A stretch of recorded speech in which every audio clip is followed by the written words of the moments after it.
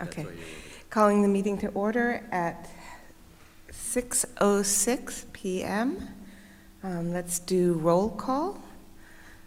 Lisa Beth Sanford, here. Kenny Burke. Neil Murray. Kenny Burke. Kenny Burke, and Joe Damon. Todd and Joe Damon. And guests. Thank you so much for that. Can I borrow a pen right away? You're all, thank you. I'll be right back with that. Yeah. Tony and Chip.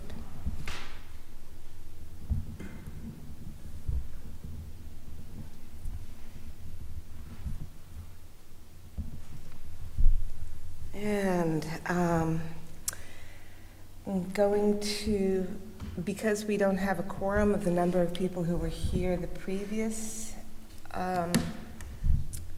meetings, I'm going to hold off on the approval of minutes for February and March. So is everyone okay with that? That's for the purpose of having those who were present at that meeting be approving That's what right. the minutes were. That's fine.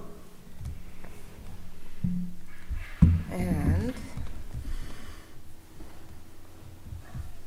I'm still pulling up my. Next, we are on the agenda, correspondence and public comments. So I'm first going to ask, before we do correspondence, could we let our guests have public comment? Do you guys agree with that? Sure. Okay. There's a mic over there, since we're as you can tell, we normally are not this, of all people, I'm not the one to be as formal as we normally are, as this indicates that we are. And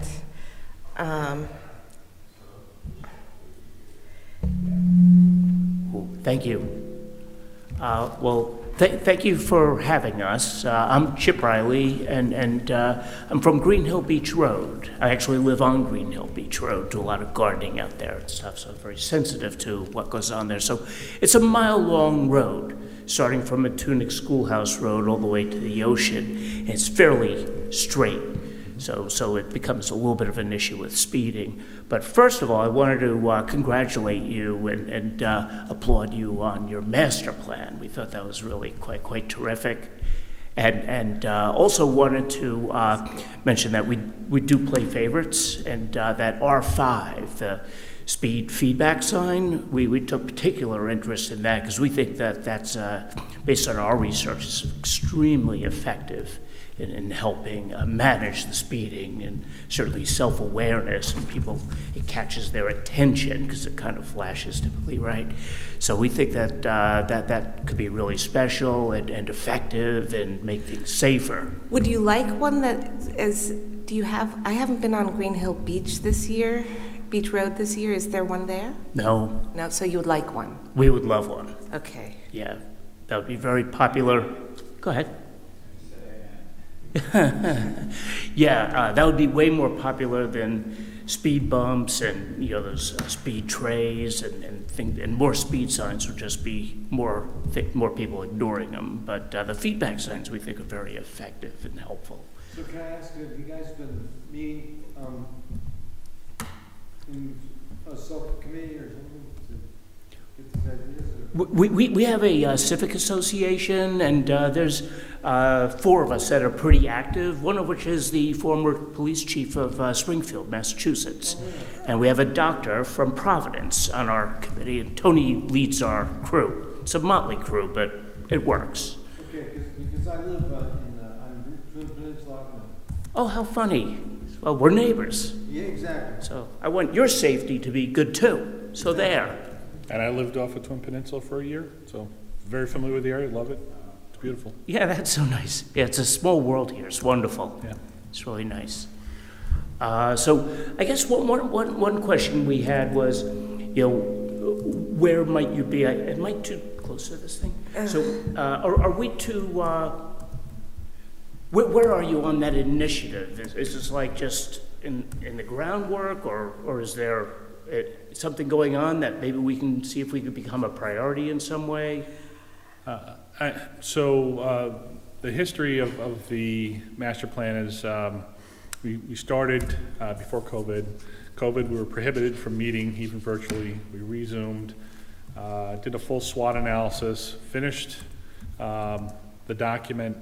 After, through quarantining, we were able to hold public meetings, to have public input, responded to comments, presented it to the town council. The town council unfortunately did not adopt it. This is at least 3 years ago, 3 years ago. So it's kind of been in purgatory. We've had offers from town staff to use town funding to redo the master plan, and we had some momentum with town staff to hire a consultant to redo our plan. I think that's kind of fallen by the wayside. So we see the master plan as the inaugural master plan, regardless of whether or not it's adopted. It's a document. We did it. We had public input, and we presented it to the council. So we're in queue waiting for the council to adopt it so that we can actually take action. It's important to also note that the town staff have been very busy pursuing state and federal grants, broadening the definition of bike and pedestrian to transit as a whole. So kudos for the town staff to trying to do that, but it's been a very, very long and drawn out process. And we're going at this from a few angles starting this year. Actually, probably starting from last year.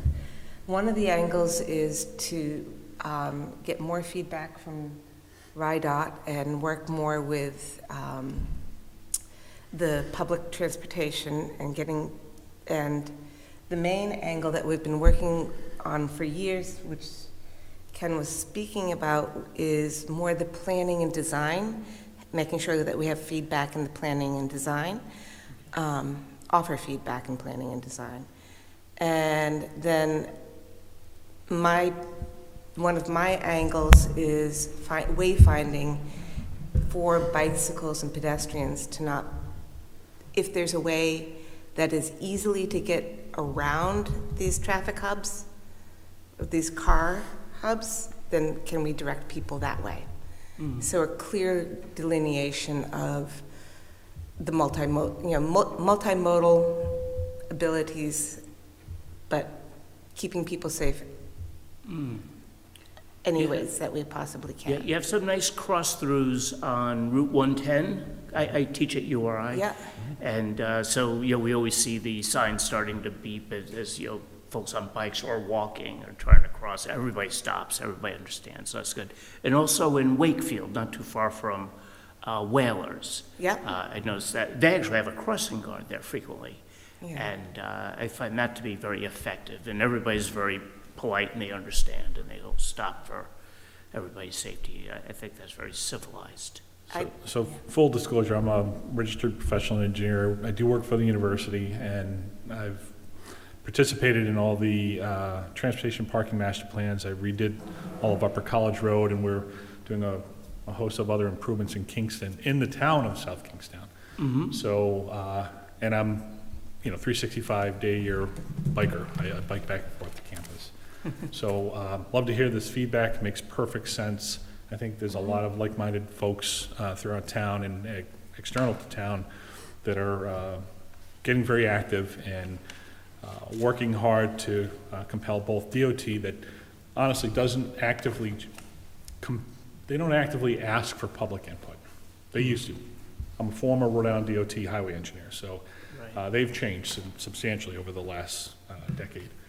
So we're working hard with town staff to try to get in, to have the public, the people that live or have businesses in these areas, or even the folks that recreate here, have them have a voice and align town planning, town public works, and engineering, and take advantage of those opportunities where, when DOT spends state or federal dollars, which are all our dollars, that they do it wisely and safely, so.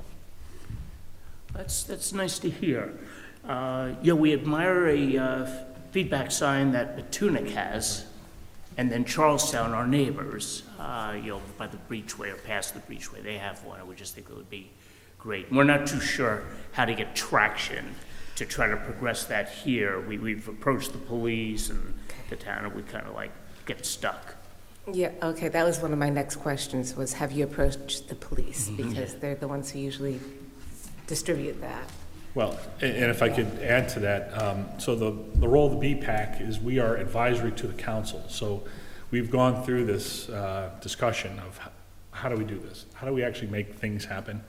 So we've been through several, and I'm one of the inaugural members. I've been here since the inception. So we've had multiple town managers, multiple planners, multiple public services directors. One avenue is through us receiving your comments.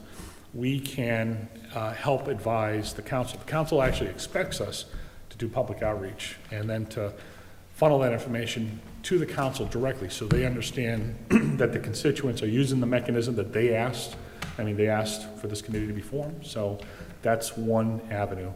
And if you've already talked to the police chief, if you already have examples, I'm very familiar with Matunic Beach Road. The BPAC was upset that there was going to be a full repaving of that road with no traffic calming. So initially, we weren't able to get that speed feedback sign put in place. It was subsequently agreed to, and the Public Services Department did put it in place. Similarly, they've done that at Middlebridge and Broad Rock as well. So it seems like the town is on a good stride in terms of using that proven technology. And I think that would be, I'd suggest, Lisa Beth, that would be a message that the BPAC could carry forward to the council. I think I would agree with that, so we can, is this something we should make a motion on to make, carry forward that request to the town council, or do we not need to make a motion on it, just put it in our correspondence that we're planning on anyway? I mean, Neil, I don't know your thoughts here. I mean, quid pro quo, we don't have an agenda item for it, so we can definitely receive the information.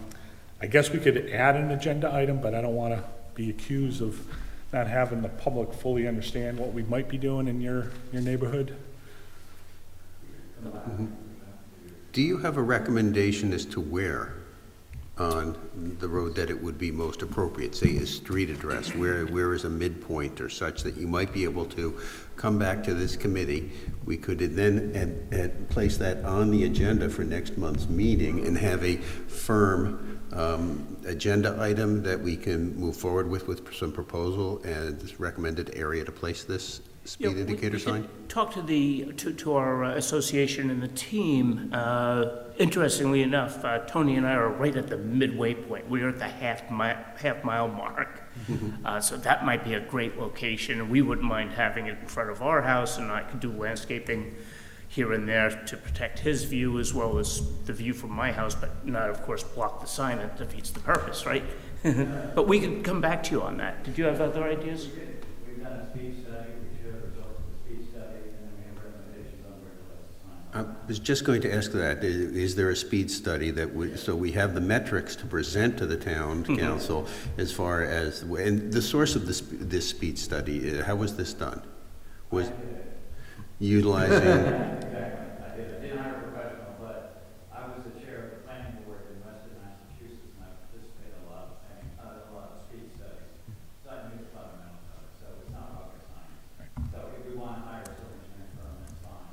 But just as a starter, I did a speed study myself. I ran the sampling from out of different times of the day, and brought away did behind the bushes and that sort of thing. It turns out, our concerns were realized.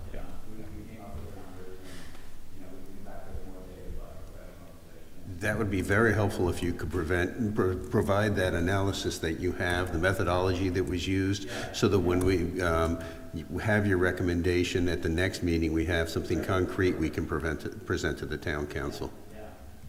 And I'll say, what can we do for you guys to get to now? Yeah, it's, the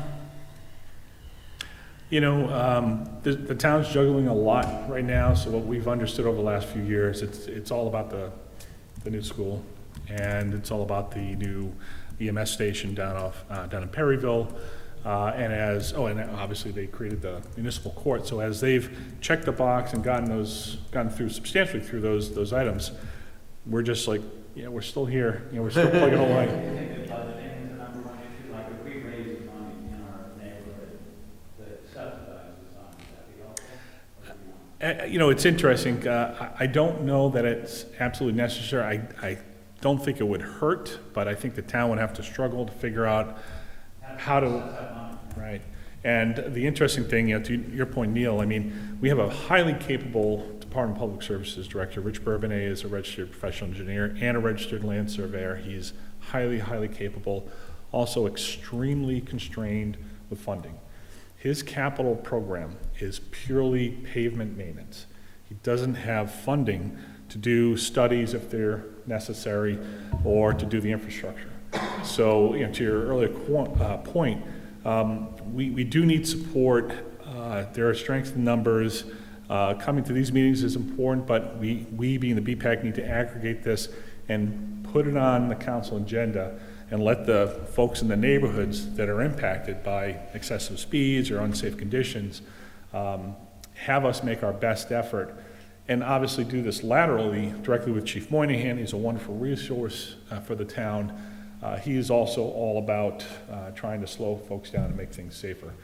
So, I mean, in a best case scenario, we're rowing in all direction. Public Services Director, Chief of Police, and of course the town manager. We'd love their concurrence, and then we present, honestly, a softball, just kind of toss it up for the council to say, make it so. Who do you think would have to approve a speed feedback sign on Green Hill Beach Road? Ultimately, there's going to be a change. I don't think these are governed by ordinances. Speed and parking are governed by ordinances. I don't know the placement of a speed feedback sign is governed by an ordinance. But you definitely want to have the Public Services Director as a technical arm of the town, and then the Chief Public Safety Officer, Chief Moynihan. You'd want their support. And we obviously support slowing things down and making these corridors safe for alternate modes of traffic, pedestrians.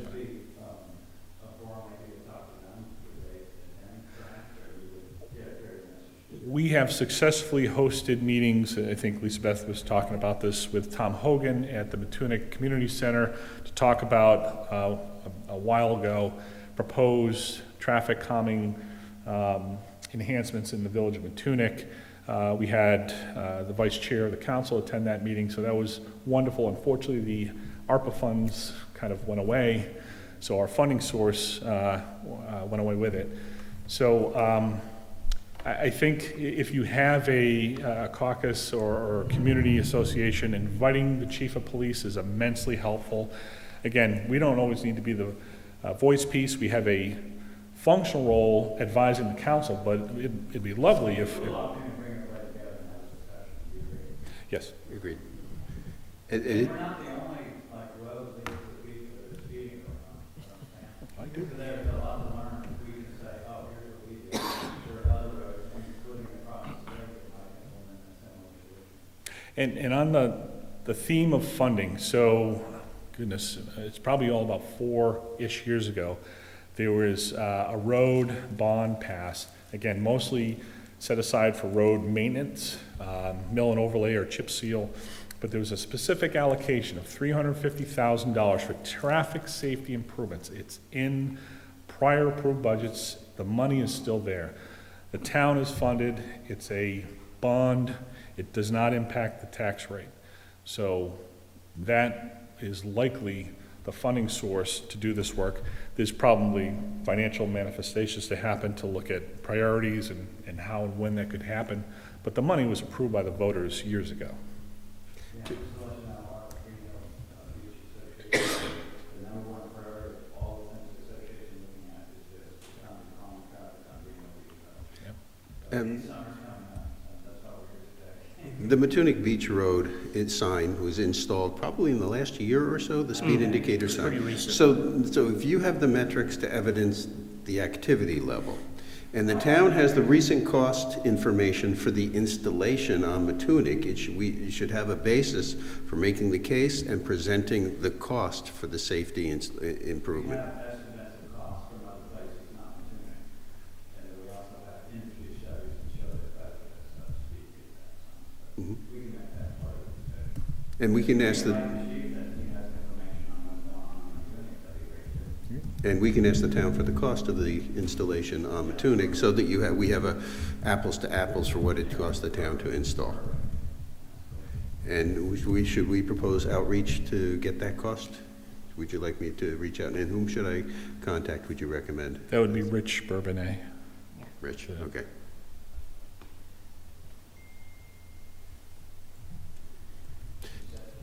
And when it comes time, the neighborhood advocacy is very helpful in moving this forward. There was a woman in town who advocated very much for safety, for access of a sidewalk on her street across at the Peacedale Elementary School, and her advocacy got that moving. My advocacy inspired a state safety study at the intersection of South Road and 138 in regarding pedestrian safety improvements there, and the state has a plan and a project lined up for the improvement there. So the advocacy level is key to.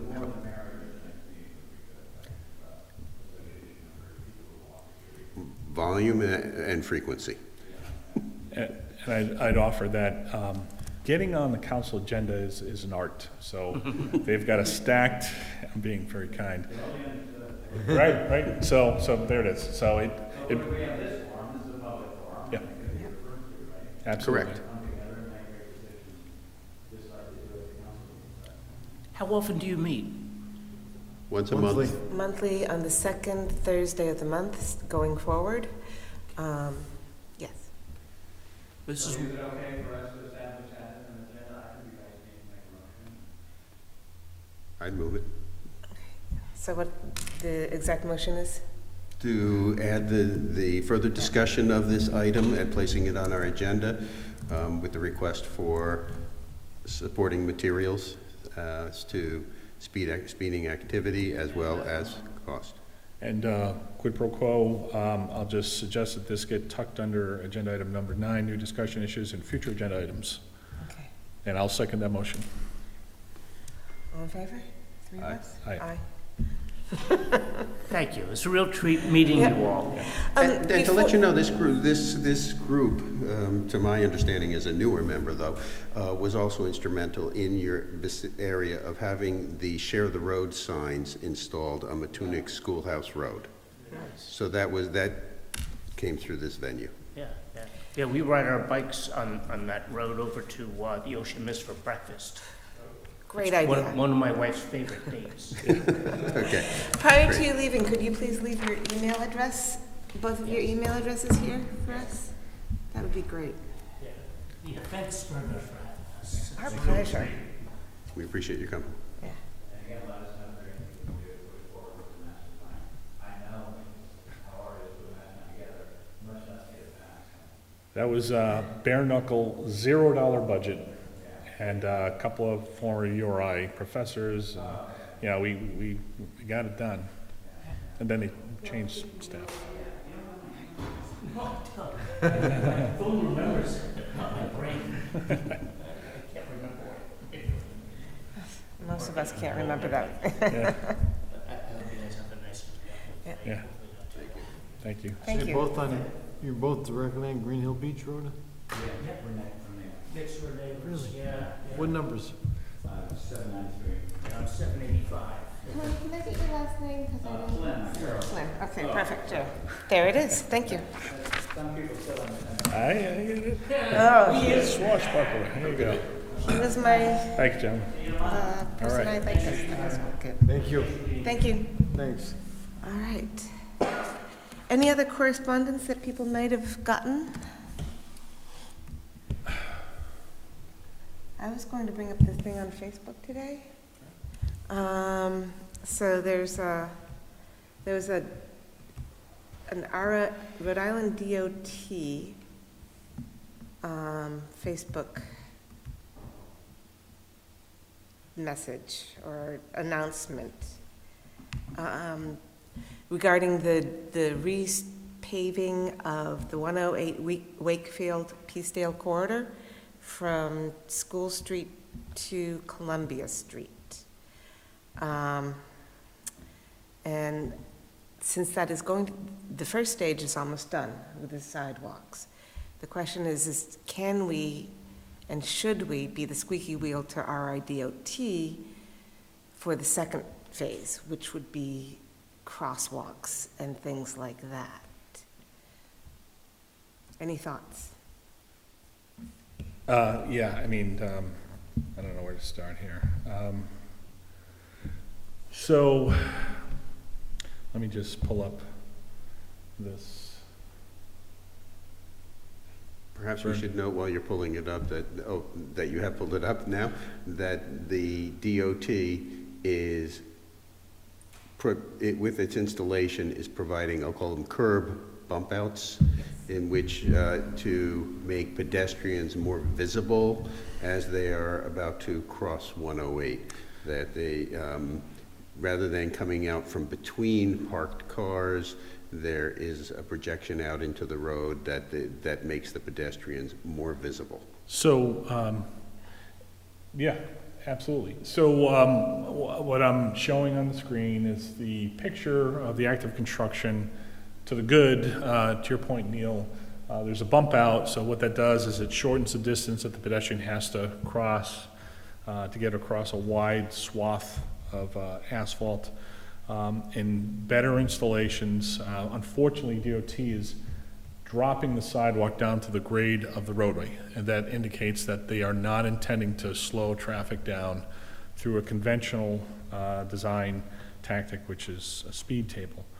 It's not out of the question. It's unfortunately the DOT hasn't looked at any of our past studies through our master plan. I don't know what level of communication the town staff have had with DOT. But we support the DOT slowing traffic down on Kingstown Road, making things safer for bicyclists and pedestrians. There's not a bottomless bucket of money. So I think we want to be very targeted and deliberate. And my suggestion is that there could be an easy enhancement to these bump outs, especially where there's crosswalks, where you could have, excuse me one second, the conventional installation, which is shown up here on the screen, which is a speed table with a bump out that actually slows vehicles down as they enter into the Peacedale neighborhood, where we've got students parking for the existing and the future high school. We've got access to Old Mountain Field daily by the high school students. You have access to the YMCA and the rec center off of Broad Rock. We have Scalp Shell Nursing Home. You've got the Village Green. You've got the library. That ship may have sailed because DOT had already set the curbing and placed the concrete. But there's other ways to work with that work that's already happened when they go do the paving. In other words, they could have a little, they call them speed table pillows. They're smaller speed tables that don't go all the way to the curb line. It's a little wonky. It requires a little more thought, but I would. If they don't go all the way to the curb line, how does that help with ADA? It doesn't. Okay. It doesn't. But this is the conversation that can and should have happened with, the designers at DOT and the designers at the town. And it may be a missed opportunity, to be perfectly honest.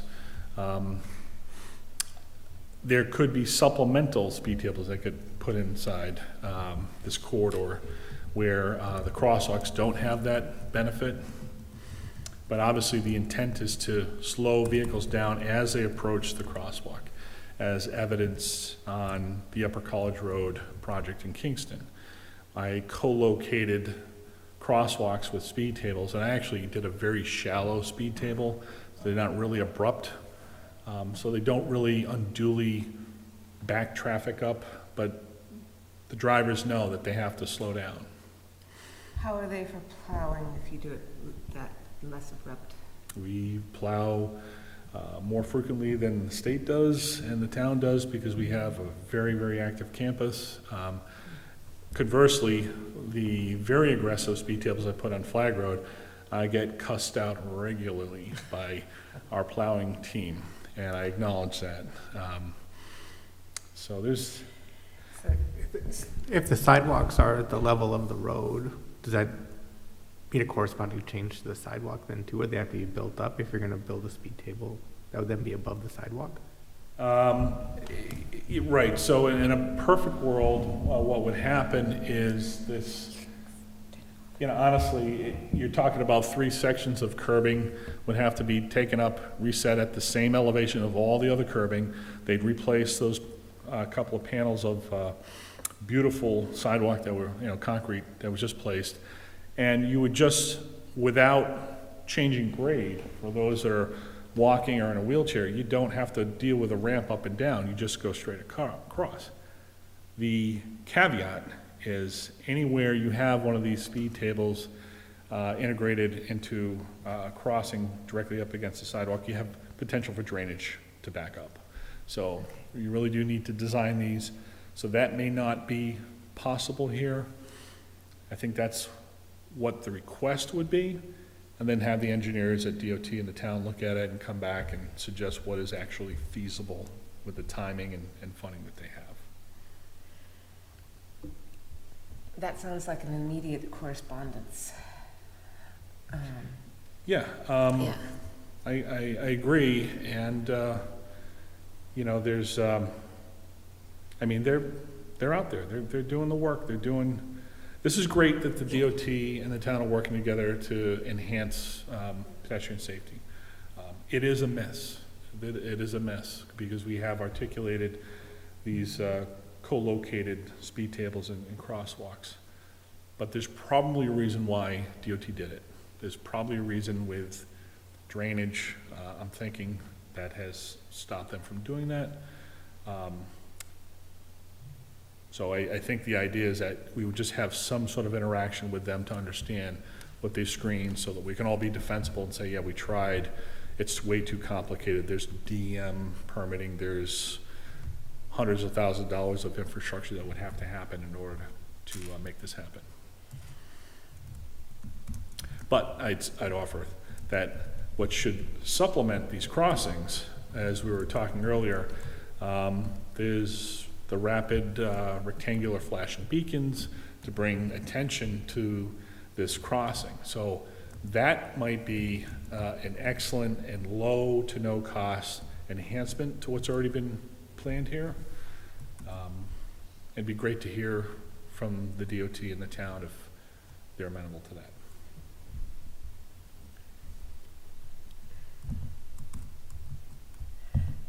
So the question is who wants to do the communicating?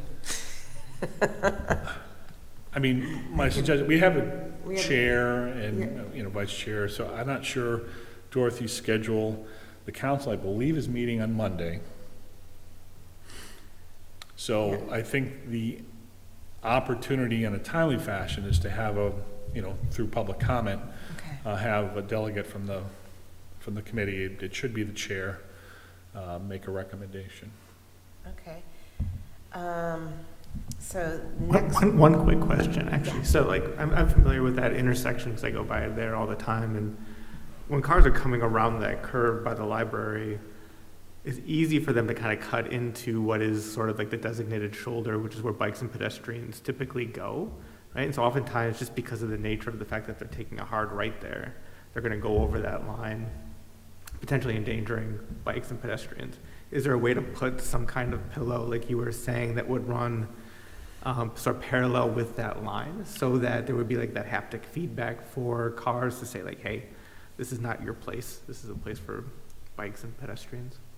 Yeah, it's, and I know, Neil, you're not a fan of these, I'm not really a big fan either, but there's those plastic traffic markers that are allowed to get hit and flex over. If you don't maintain them, they just go away after the first 3 months, 6 months, whatever. There's definitely mechanisms, and more than the actual improvement, what I think we would really enjoy is just the discussion. Just let us know. And Neil, as you've experienced at South Road and 138, just having that interaction with the Straight Traffic Commission and the engineers, I mean, you share and exchange ideas, and you come up with incremental enhancements. You just keep on doing little things, and over time, things get better, and you might find that sweet spot. So, I saw as I drove through there, and I was thinking the same thing. Ooh, somebody's going to try to, hit that inside line like NASCAR, and they're going to hit the curb if they're not paying attention. And God forbid, without the appropriate warning signs, if there's a pedestrian there, that would be a problem. I'm going to try to pull up the plan. We did get a copy of that plan for that section of roadway, and I'm going to just kind of do the computer thing and see if I can find that. Because I think they did have a signage plan. I want to see if they have a flashing sign. To that point, I think it would help on it. Again, you're saying the ship may have sailed on this project because they have already placed the ADA curbs in for people to be able to cross the road there. Can I interrupt for a second? What is ADA? ADA? Americans with Disabilities Act. Ah, gotcha. So basically, taking the curb out for wheelchairs or those who can't handle the curb. Yep. To again, budget-wise, explain to the town for all future projects to look at the cost to install the raised walkway as opposed to having to install and maintain the rapid reflecting beacons, so that there is the sense as to what is economically correct and and still achieve the safety that we look forward to. Yeah, I'm with you.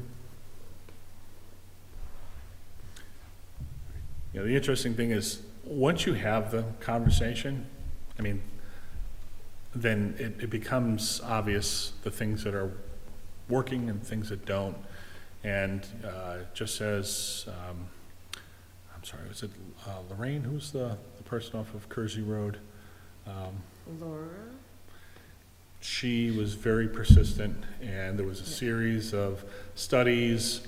We reviewed the studies, found some things that could be improved upon, and then ultimately it was Rich Bourbonnais. He came up and said, listen, I'm just going to get my highway guys out there. Let me clean up the area. Let me make some incremental improvements here.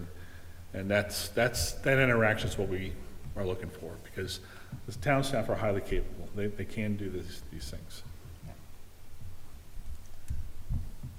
That is the big thing. They are highly capable. Any other comments on that? Any other thoughts regarding that corridor? You mentioned that corridor, but on the Facebook posting, they talked about the additional corridor that they are addressing as well. Not just there, but I think they mentioned from Dam Street to an additional road, and I assume that is the torn-up stretch that leads north towards where the pump house is. And they're doing work they're doing curb work near the Peacedale Elementary as well, near where the bike path crosses. So I assume that stretch is also included in their project, because I've seen the curb build-out occurring there. That's my understanding as well, Neil. I haven't seen those plans. I do have the plans. I think I have to log back on. I'll share them quickly here. But, and actually Luke Murray had mentioned this during one of our meetings 6 months ago. Hey, DOT may be doing some work. Actually, they said to the town, we're going to do this work. We're doing the curbs first, and we'll do paving afterwards. So, and if you think about it, the utilities got out there and did the right thing. They do the advanced utilities, get all the stuff underground repaired like they need to, do the curbing, and then, you blast through and do the asphalt. So Yeah, this is a significantly traveled corridor, again, right through the heart of Peacedale, right where we've got a lot of civic areas. And I think it's that mantra of the low to no cost enhancements. Striping is not that expensive. Getting more highly visible standard signage is not that expensive. Elevating and getting to rapid reflective, rapid rectangular flashing beacons is a little bit more expensive, but in comparison to the overall cost of the project, it's not much at all. And I think, to your point, it'd be great to hear, oh yeah, here's the actual, instead of, claiming victory on a Facebook post, that's how we learned from our State Department of Transportation. How about you just send a delegate down to South Kingstown, give an update directly to the council, we'll come, we'll have a little bit of Q&A. That used to happen on every single DOT project. It's changed. So they're not reaching out anymore. And that would provide clarity. Then we would know what they're doing. And if there's a gap, we could work locally with the town, say, hey, would you mind going back to DOT and add these handful of things? And it would be consistent with the recent safety improvement listings that we just reviewed and submitted our comments to Luke. And I had made a specific one in regards to that area in Peacedale where the bike path crosses as far as a traffic slowing or traffic warning device in that area because people are coming around a curve right upon the bike path. And that would have been a good place to have a slowdown with a speed bump notice both ways. I'm totally with you. Yep. Okay. So the chair is going to recommend the takeaway is to the town council at the meeting this coming Monday, and to get on their agenda first. Is there a section? Only public comment at this point. Only in public comment section? Yeah. Okay. And the idea is to do some enhancements, the low to no cost improvements, such as co-located speed tables at crosswalks. That may be a little bit more expensive. Rapid rectangular flashing beacons at crosswalks, and enhanced signage.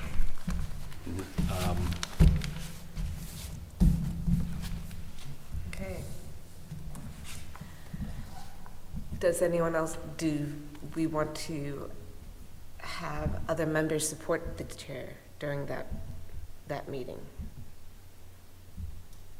I would like to, but will not be able to attend. Okay.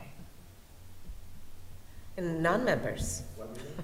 The town council meeting on Monday? The public comment section at the end of the meeting. Yeah. Okay, so we can put it out to everyone and in talking with Dorothy to see how many people, see if we can attend, which ones can attend and which ones can't. All right, I'll see if I can show this on the screen. I can say on the primary crossing on Kingstown Road into Old Mountain Field, that crosswalk does have a rapid rectangular flashing beacon at Church Street, the one-way. Oh, that Yes. one will have. That one does have it. Okay. And I'm sorry, I have to log back in. It would be nice if they had it at School Street, just to sort of indicate this is a walking area. Yeah, and again, I think, the whole point is that we're trying to share our anecdotal information, just like these gentlemen showed up tonight. Yeah. There are actual residents that actually live there that would like to be heard.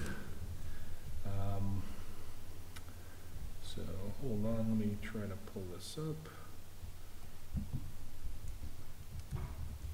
That's not it.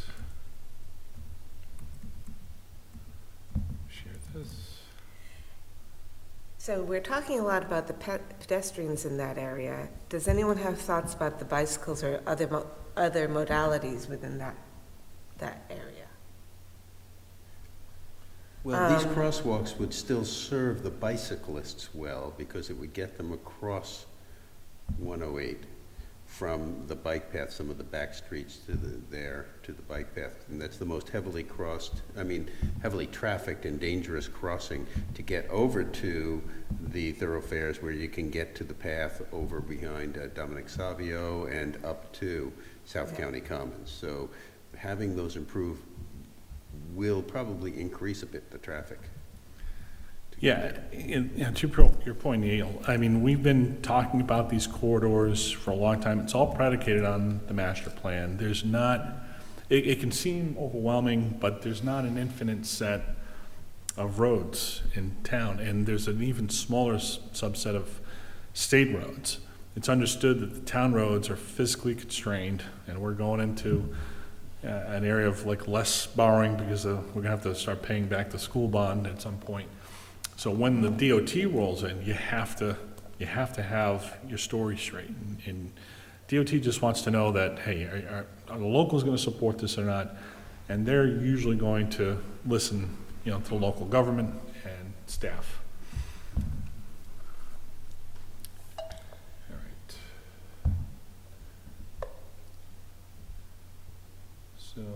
So with us being advisory to the town council only, should we work with Luke first and then just providing a heads up that we're going to be doing this? So my suggestion is, yes, obviously, work with Absolutely, Luke. first. Did I hear, is Luke on vacation? Yeah, he's on vacation till 14th or maybe even 19th. Okay, so He won't be here next week. he won't be here. So let's make the good faith effort and send an email to Luke, and if he looks at it, we're not trying to exclude him. Luke No, actually let us know. Not at all. That's why I'm asking these questions. It's not, And if because Dorothy's not here, we're empowering her to communicate with the town manager, I like that empowerment. then, I think that's the proper way to do this. We obviously want to work hand in hand with town manager Manny, Luke, Rich Bourbonnais. We'll ask Dorothy to follow up on that. Okay. And do we have anything further on this? Well, you mentioned as far as on this item or in that section of the agenda? On this item, and then we'll go on to the next. Is there any more correspondence or public comment that we've heard? There's a great five. One other outreach in regards to that is I'll be attending on the Thursday, the 17th, the Kingston Improvement Association meeting where it's anticipated there'll be presentation on the 138 plan with Sue Sosnowski. Oh, nice. Presenting to the group. So I will attend to see what factors are being presented in regards to the bicycle and pedestrian safety and utilization. And I may attend that meeting as well. I did also want to share that this morning, the State Transportation Advisory, last week, the State Transportation Advisory Committee met to talk about projects ranked on the state tip. And this morning, the State Planning Commission met, and their second agenda item was the STIP. So the town, all municipalities have submitted their priorities to the State Department of Administration, Division of Statewide Planning, for their preferences on how and which state roads to redo. I haven't seen that from the town, their list. I do understand through the grapevine that Main Street is part of the town of South Kingstown's request. So I think we're in a really good position to interact with the council, or have Dorothy interact with the council on Monday and advocate for some minor adjustments to Kingstown Road, and then be forward leaning on Main Street. There's a ton of public interest throughout town on what happens on Main Street, and I don't know that, I don't think the town has reached out to our group to help facilitate some of those discussions. And I think we could help do that as a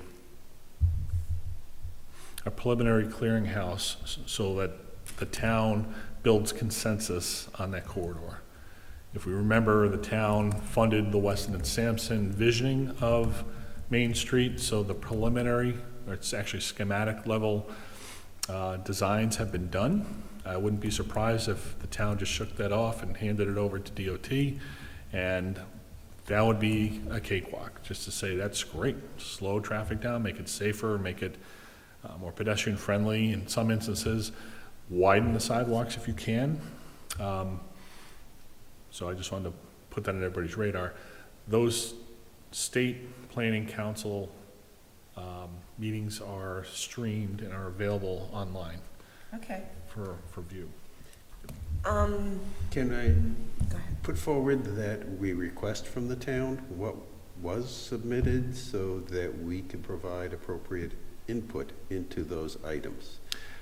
And that way, we're, as you said, we're playing ahead of the game here rather than playing catch-up, and can provide some upfront advice, similar to what we've just discussed as far as traffic slowing crosswalks. Yeah, I second that, and we have been asking for about 7 years. And, but there's no harm in asking again, and as we've tapped Dorothy, because she's not here, to present all this to the council on Monday, I think she's the one to ask. I mean, I'm joking, but I'm not. I think, it's, that's the appropriate form. It's very awkward because we should be working directly with staff, but we are chartered to work directly and be advisory to the council. So we have to use that mechanism that. So we would ask the town council to recommend we receive this so we could further advise them. Okay, I move that for Okay. the presentation on Monday.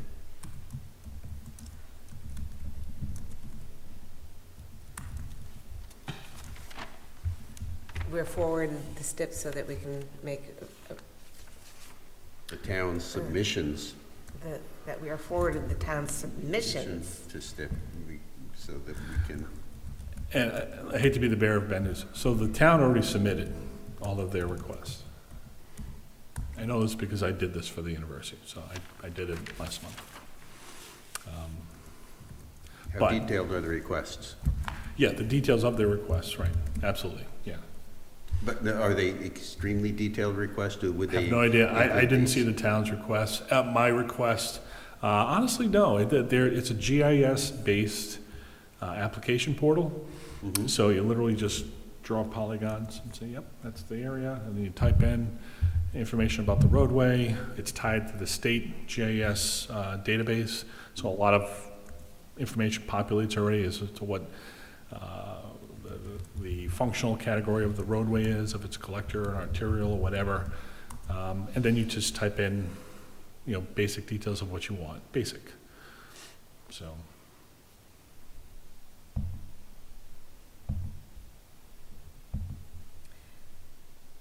So, yes, we can request that. We can request anything. We can ask the council, inform the council of a request so that we can provide the council with input as to the design and that is proposed. I second that. And okay, all in favor? Aye. Aye. And passed.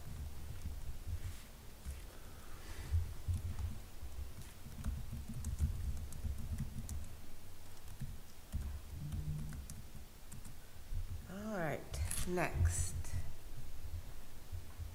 What are you looking to share, Ken? It's just a plan of the rapid rectangular flashing beacon at the Church Street and Kingstown Road crossing in front of Old Mount Field. But we were given this plan from Dorothy, I think about a month ago. Yeah. So if you'd want to take a look at those plans, it's from Bowman. It's on page 8 of 9. Okay. So so sorry, I can't share it for whatever That's okay. reason. Do we need to see those plans?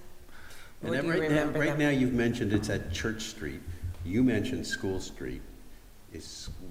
Which street is it that the high school uses to get to Old Mountain Field? Because there are no sidewalks on Church Street for the students to travel on. There, Isn't there on School Street? So, again, we're talking about pedestrian safety. yeah, Neil, you're perfect on this. So there are sidewalks on School Street. They're in bad condition. They don't meet ADA regulations. There's heaved panels. They're too narrow. The town school building committee heard our concerns, and when the school building committee affirmed that they weren't accommodating all of the parking on the new school building site layout, we compelled them to think about, more broadly, how the town repaves Columbia, how the state might repave Kingstown Road, and to make sure that link is addressed. I don't know if the town is picking up the tab, if it's the school department or the DPS, to make Church Street and/or School Street safe in terms of sidewalks. Because as we know, students that aren't allowed to park on the school campus always park on Kingstown Road. And they would take the shortest route, which is Church Street, individually.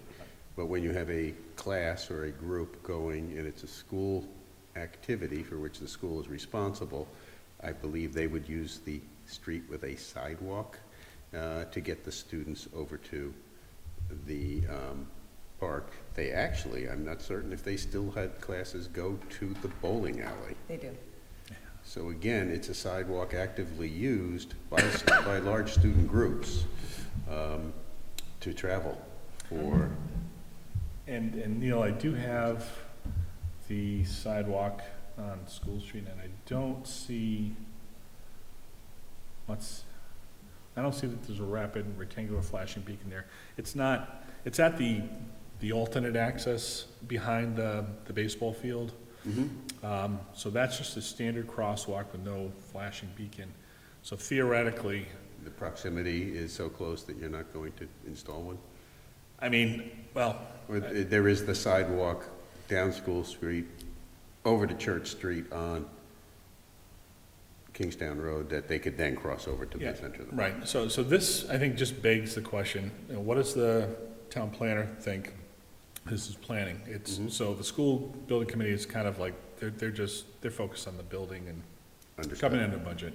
Understood. DOT is driving the bus on Kingstown Road, and I think, Director Rabbit would very aptly be able to help us knit together how do the students get there safely back and forth, and is it safe now, and do we need any improvements?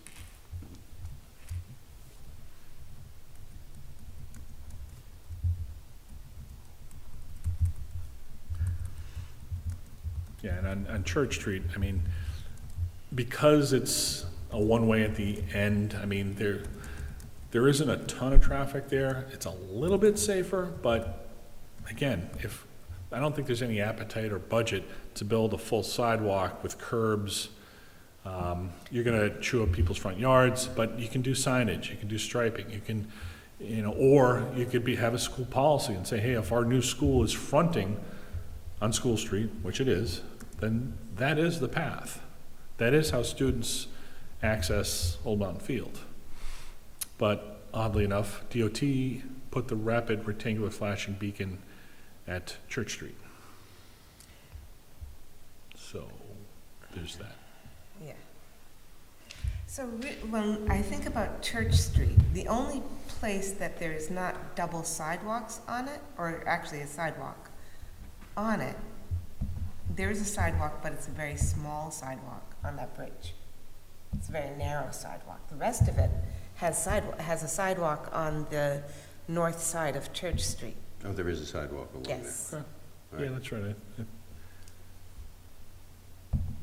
So, and then the sidewalk, the only part that's narrow is on the bridge. Mhm.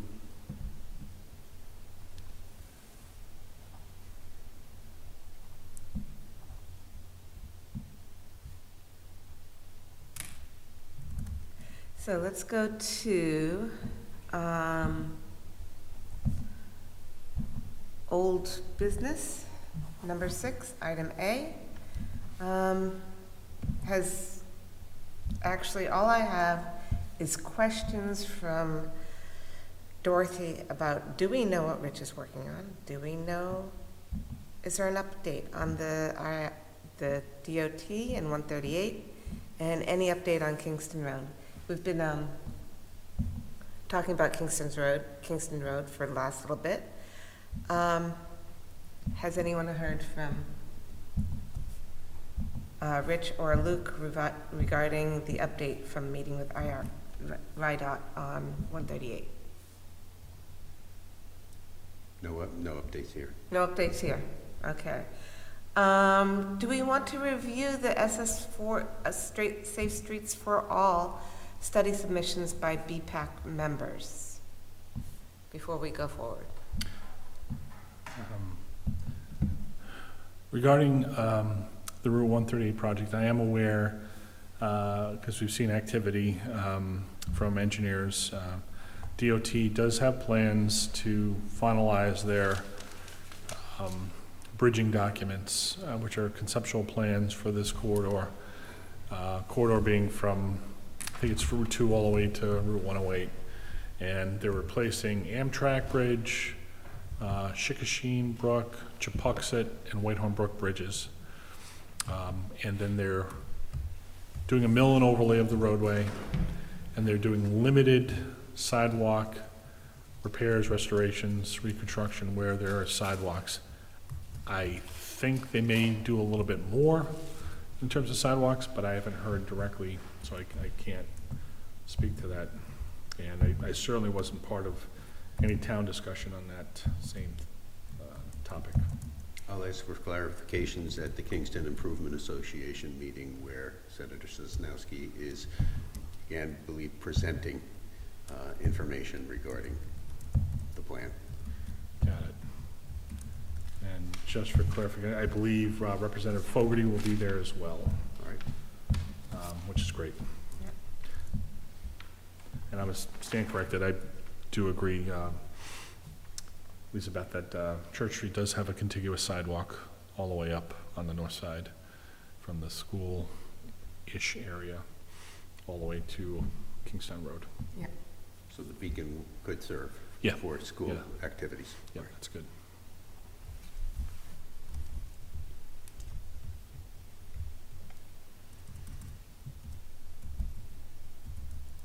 All right, next, do we want to review our submissions by BPAC members on the, that you gathered that we gave to Luke? The Safe Streets for All Safe grid that Streets. we had the responses. Yeah. I don't know about reviewing all of the submissions, but if we could get feedback from Luke when he returns as to what the town intends to do with those submissions and where they feel they can apply them. Okay, so that would be discussion of a letter of appreciation for Luke asking us for those submissions, and then requesting what is he going to do with them. Okay, that would be, that is something that we can make a motion on and figure out who wants to write that one. And so those two would go hand in hand. Do you guys agree? Sure. Yeah, Certainly. okay.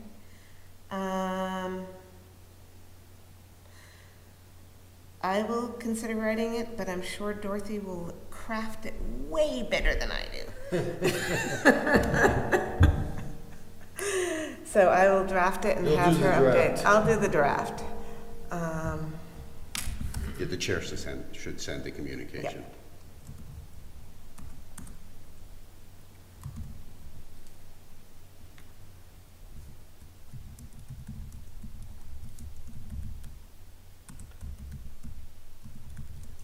So you should be writing to Luke for actions on the BPAC input to the Safe Streets for All study.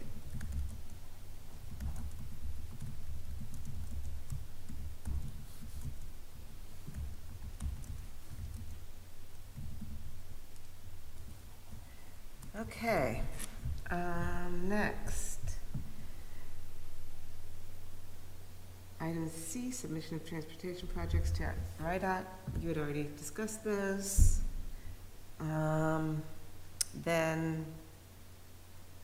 report on Rhode Island Transit Riders event. Dorothy will provide a write-up. I think I have that in my mail that came at 4:45. So let me look and see what she wrote. Okay. She was saying to me earlier today that it was not at all the event that she thought it was going to be. And it was basically, the RIDOT has meetings that they change their locations. And this is one of those community meetings where they change their locations, and it's more like a BPAC meeting in a different location other than the town hall. So she thought it was going to be more of a community event, but it was really just a RIDOT event. Just a Yeah. clarification, it's not a ride-out event. It's It wasn't. RI Transit Riders. It's Okay, it's an advocacy group. sorry about that. That's okay. It's a, Transit, yeah. yeah, they're an advocacy group. They're very heavily invested in County Plaza, statewide transit issues, with a focus on, folks in need, if it's financial or just mobility related. So a very, very good group. They've been around for a while. Yeah. And I am not finding the email that she said that she sent yet.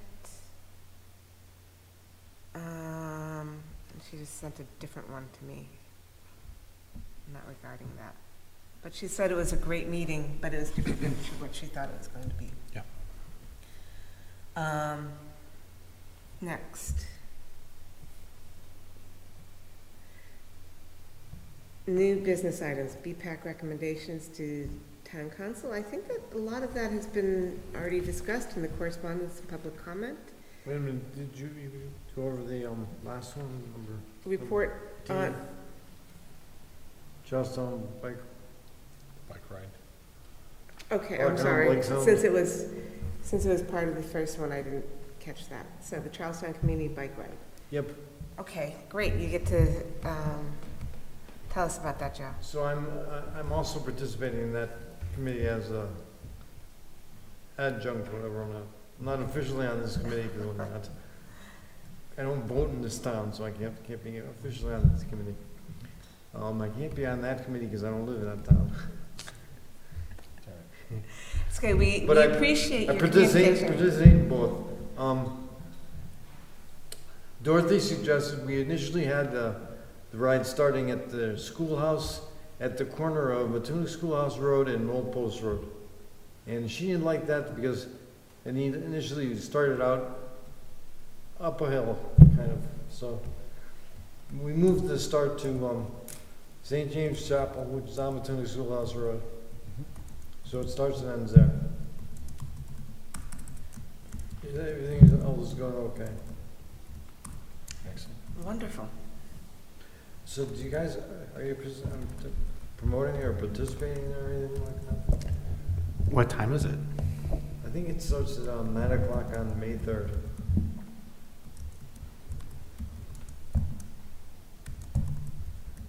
Check my calendar. Okay. Saturday. So it's like about a 10, 11 mile ride, and I think we're going to make a second version. It'll be like 13 miles. So you could do either or. I'm unable to make it. I work at that time. Okay. And again, the starting point is the, St. James Chapel on Matuna Schoolhouse Road. And the ending point is the same place? Yep, right. Okay. Is there a place to sign up, or do you just show up? Show up. So this might be something that we could put out on Our Town South Kingstown and Our Town Charlestown. Sure. Yeah. Do you have any We'll have a new write-up on later next week, early next week. Okay, send it to us and we'll put it on. Okay. I'm sorry, what time again? 9 o'clock on Saturday, the May 3rd. I'll try to make it, yeah. I hope I speak right about that. Believe I do.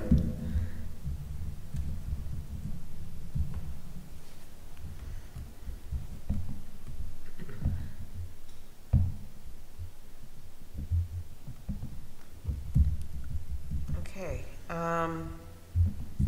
new business items, BPAC. Okay, this is different than.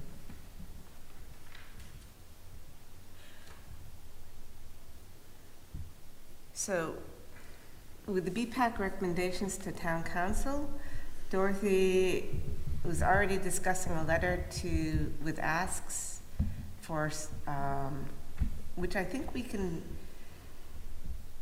put together for the town council meeting along with a letter to them with the same asks that we've already talked about. So we can incorporate the requests from this meeting with all prior ones for her presentation to the town council. That would be really long. Mhm. We're only allowed 5 minutes because we're only doing this through the public comment. We don't have a place on the agenda. Yeah, I think because of the timeliness of the DOT project, I mean, that needs, like, DOT needs to hear, the council needs to hear, and, I mean, that, for Monday, that's important. I'm thinking that one is the most timely one, and then we can do other ones coming in, maybe, yeah, that one is the most timely. I'm agreeing with that. Is it possible in the public comment to say, to emphasize your priority and to provide a paper list of other items so that you stay within your 5-minute time frame and start to submit all points of interest? It makes sense, it's been done in the past, and ultimately what happens, it's public comment, unless the council wants to take it up as a discussion point, they're basically going to defer to the town manager. So it's going to go right back to him, and he'll give it to, Rich Bourbonnais or whatever. At least that way they get on someone's agenda. Absolutely, yeah. Yep. Yeah. So does that seem reasonable to have a priority comments and then the supplemental provided in written format? Yes. Yes. Okay. I'd move for that. Okay. Okay.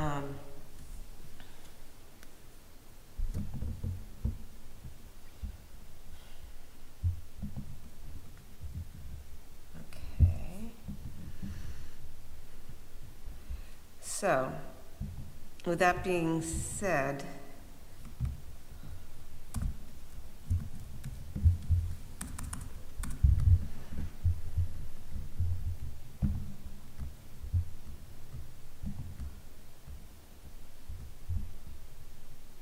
okay, I'm gonna just watch this recording for my meeting, for my minutes. The next thing that we need to discuss is Bike to School Day, May 30th. Who wants to take that one up? I mean, Does anyone? I've participated in the past, so it's a great, quick event. For me, I'm a salmon, I go upstream, so I go opposite of where I want to go. And I ride into Peacedale, and it's just a good show of support. And I've done it twice. I've been there twice, and it is a good show of support. I'm just not certain how much they want us to, like, when I think it was last year, there was, what's her name, wanted to step down. Rachel Dahl. Rachel Dahl wanted to step down. Mhm. And I didn't really want to take up that whole thing. Right. Typically, this is it's good for PTO thing. a PTO thing, exactly. So parents of kids at Peacedale Elementary School, not Wakefield anymore. In the past, West Kingston Elementary School had their version as well. So I agree that it's better suited for the PTOs. Mhm. And if somebody runs with it, like, I'll probably just go the opposite direction when I hit the bike Yeah. path and go stop by. I'm willing to show up, but I don't really want to organize it. Just being honest here. Yeah. No, I received the email from Rachel, So and, did I. So there's no one organizing it? I think Rachel is organizing Okay. it. and she's reaching out to the other PTOs, so I Yeah, we're just CC'd on it, Okay. but we want to support it. It might be something where we put something out on Facebook or on social media saying we support this. Yeah. Yeah. Okay. We've had Rep Tansy show up in the past, we've had RIPTA come up there and do demonstrations how to put your bike on the bike rack, take it off. So it's a nice little get-together. Do they have bike safety lessons then? It's not that long. It's not that. I think, So, but are the children encouraged to ride their bike to school that day? Yeah. Do the schools have sufficient bike racks? I don't know that. Again, over the last 10 years, I've seen West Kingston reached out to South Kingston Police Department, and they had cruisers kind of following the platoon of bikes. Mhm. In the past, I've had URI police on their bicycles ride down on their e-bikes. And, so it's been a thing, but usually it's all driven by The PTO? PTOs. They've got the kids, so. So it might be, The bikes that look like Spooky Oaks. yeah, You know. yeah, they make it a lot of fun. They make it a whole lot of fun. It's a good thing. So And that's what date? May 30th, first thing in the morning. What day of the week is that? It's Friday. Okay. Oh, I can't do that one either. Okay. Now, the next thing, the one things that we have here that recurring discussion topics. Bicycle and pedestrian mobility plan review. Anything new on that one? What is that again? Our recurring, No, I know it's Yeah. an agenda item, but it's more of Luke's, I'm not saying that in a bad way. It's more of Luke's idea of what we should be doing more in the future. okay. So, Um, again, just for clarity, we've completed our master plan. Yep. And as we heard earlier through public comment, we've got some citizens that are really encouraging us to have the council consider adopting it as an inaugural. Hey, it's a first effort. Hey, we did it with $0. It's not perfect, but this is the first one. That, as I recall, Elizabeth, segued into Director Rabbit wanting to spend town money to hire a professional to do this, which segued into this mobility plan, which, kind of got wrapped up into the ARPA work with Weston Sampson. And now that the town diverted those funds to other things, it's kind of just hanging out there. And I think this concept is attached to the Safe Streets for All initiative. It's a national initiative, but in Rhode Island, it is being run through RIPTA, and RIPTA is looking for all municipalities to try to get to that 0 fatalities metric. okay. So it's sure, it's like, we support safety, we support all these wonderful things. So I think that's a great topic for Luke to provide Yeah, a written provide update more. and So- let us know what's going on. And with that being said, at the last meeting, and I know you weren't here, Ken, but Luke did provide some insight on using that $350,000 partially towards that mobility plan and for other things. And one of the things that he mentioned was off-road connections between the villages and bike paths. And that he was looking for us to do more with that. With that being said, I've set up a meeting with, to be part of the rec committee's agenda to see how we can work with them on creating off-road connections and bike path connections and low-density connections between the village's bike paths and different community areas. And so I'll be speaking with them on the 21st, which was going to be before our next meeting, but it isn't. And So if I that would be something that I would like to create a subcommittee for. So, my understanding is that the town pretty much knows what it wants to do. They've said that they're working with DOT and Kingstown Road. They've intimated that they're going to be putting their effort into Main Street. Yep, So I'm That's pretty where sure. they're gonna spend their money. Right. So I'm pulling up an email that I received. It's the Safe Streets for All grant opportunity. So those applications must be submitted at 5 p.m. on June 26, 2025. So my suggestion is that, number one, we have a bicycle pedestrian master plan with a BPIP that articulates corridors and opportunities for connections. We're there. This is the grant opportunity that the town has been thinking about, talking about. The town has very likely already said to DOT, we want to put our money into Kingstown Road and Main Street. And I think consistent with what your idea is, building consensus and caucus with various other boards and commissions in the town, EDC, the Rec Commission, Sustainability Committee, sure. Everybody in town should have an opportunity to talk about what is of interest for them and what they support. All that will eventually get routed through the town staff to grant applications and then directly with DOT. And with with bringing up the grant opportunity, should we suggest that we would help them with the application of the grant opportunity? Or should we suggest that this is a great opportunity and allow their own grant writer, which they've gone through?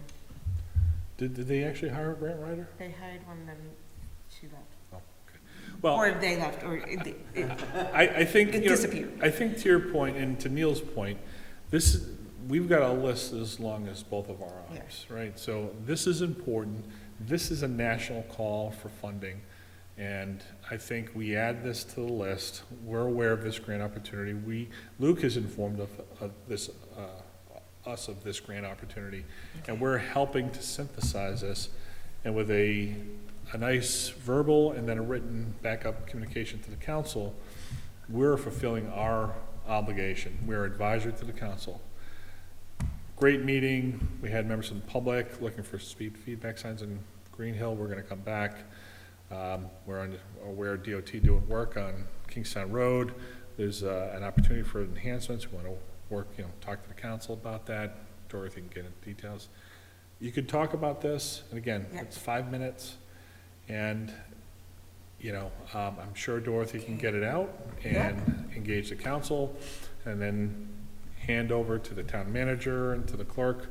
Here's, 8 copies. Yeah. And, as a matter of record, this is our report to the council. And we're kind of bringing these things into the light. I mean, That's all we're doing, and that's one of the things that Luke was saying. He just wants us to be keeping on bringing up these things into the light, that this is how we can make this work. I'm going to forward this email to our group. That would be great. I was just going to ask you for that. Such a great- This just came in, look here. No, yesterday, at 11 o'clock. Ah. So, good timing.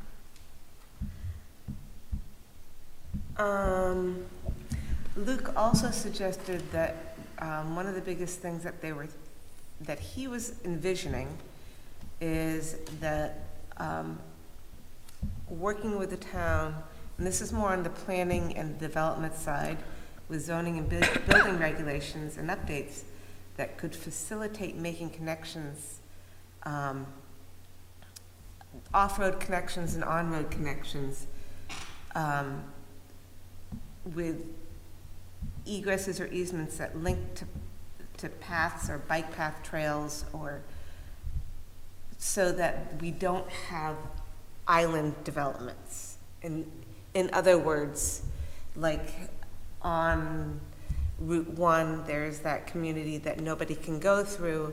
Now that people are living there, they actually want to have the ability to get to South County Commons, but they don't have the ability to do that off-road. But they're also not sharing their roads with other people. So that's something that could be addressed through zoning. That's going to take a long time, but it's something that we can be working on in concurrence with these other. I'm infamous at work. I always say, let me give you my 2 cents. If you add it all up, that's a ton of pennies flying around. Yeah. So the town planning board approved that private development. They landlocked future development. It's highly unfortunate, but that ship has sailed. We have an emergent problem with affordable housing being built just north of that private subdivision. So yeah, there's a ton of opportunity, and the town has the ability to acquire easements and to interface directly with that neighborhood association. I'm sure they want to preserve the character of their nice, and I've been through that. I ride through there just because I've tried it out, and I felt creeped out because I'm like, I don't think anybody would like me riding through here. Yeah.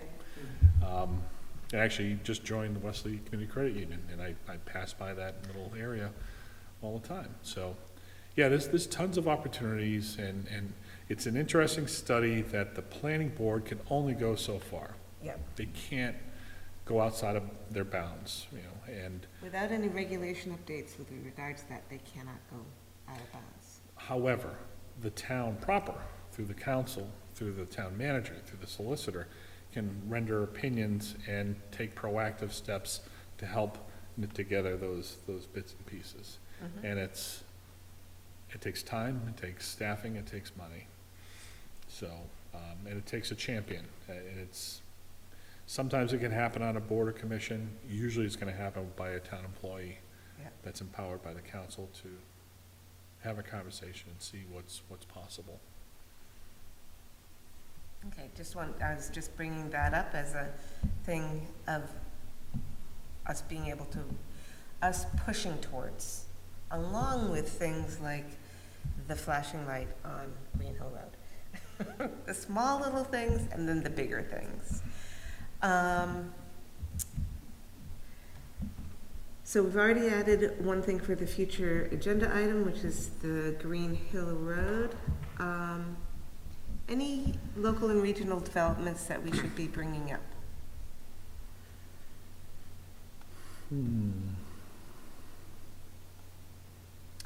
One thing that Dorothy did mention is her template idea. Using a template to review and submit pedestrian and bicyclist connections and recommendations to TC, Town Council, CCing Planning Board, Zoning Board, and I think that Luke gave us the green light to create that template, and the creation of that template. I do recall that discussion, since I've already established one template for our input into the Safe Streets for All. Would you like me to take a first stab at coming up with a draft template for advising the town regarding bicycle, pedestrian safety? I would suggest talking with Dorothy about it, because she has a template that she has, is a common template used by other committees in town.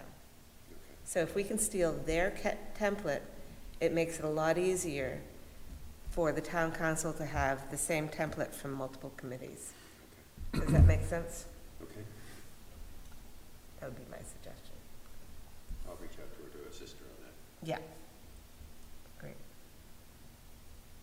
I think this is a continuation of theme that we talked about a few years ago, where the planning department staff queue up any subdivision review in a very specific, logical format, you know, and I think again, it was a few years ago, we agreed that that would be a great way to frame an issue, and then findings of fact, and here's the master plan, here's the community comprehensive plan, here's the village studies, here's this, here's that, and then these are our suggestions, you know, so I'm all about it, and Neil, if you're on this is great.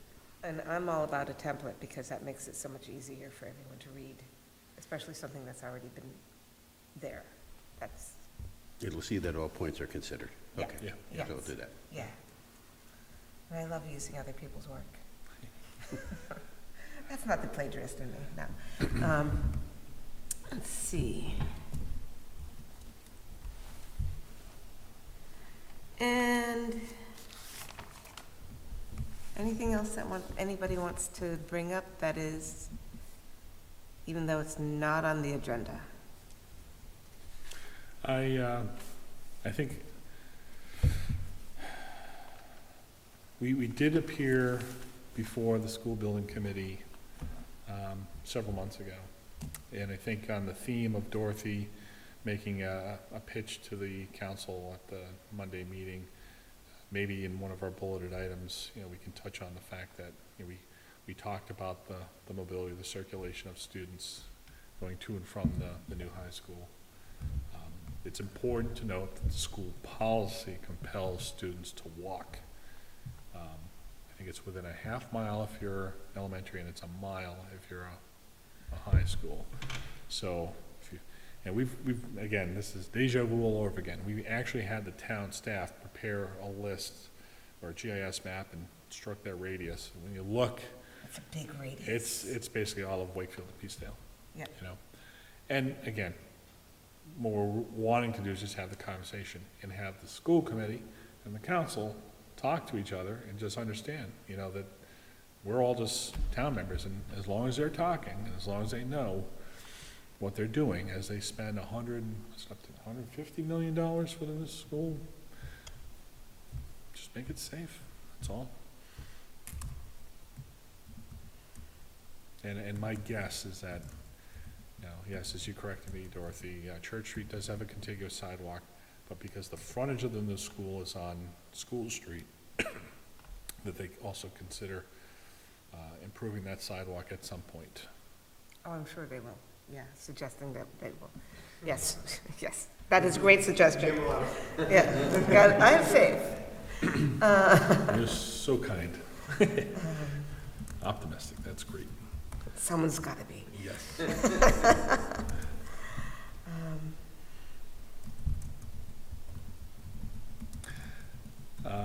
And as future agenda items, again, it's, our initial charge was to do the master plan, to have a complete streets ordinance. It seems like that's fallen off of our standard list of recurring topics. We had previously thought that if the council and the staff memorialize a complete streets ordinance, that's permissive, it's not mandatory. That is an incremental step in the right direction to allow staff to do the right thing and screen subdivisions, roadway improvements, coordinating with DOT, and they would also have a template to then analyze and see what's feasible, given available funding. It spooked the town staff. They didn't want to commit to it because they felt that would compel them to make things safe, that was outside of their budget. So maybe for a future agenda, we should revisit that. There are model ordinances, and we've developed it. We've nuanced it for South Kingstown, so it's been hanging out there for probably 2 years now. Has it only been 2? Maybe longer. Maybe a little longer. Yeah. Maybe 3. Yeah, you're right. You're right. It seems like it's been since I joined. Yeah, yeah, not necessarily the top priority, but It should be there, we should be putting it out every 6 months, Yeah. at least, to the town council. every single charrette that we've been to for affordable housing or the rezoning of, the business district, they all talk about complete streets. So we know that that's the industry standard for safer street and subdivision design. We just want the town to also concur.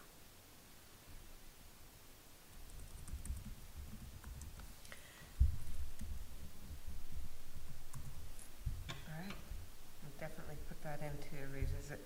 That may be something in that punch item list to the town council when we go in front of them. Anything else? Motion to adjourn. Second. Aye. All right. All right, aye. Thank you, Lisa Beth. Excellent. Okay. Thank you. Excellent Do you job. want me to go Monday to the? That would be great. I think I can make it also.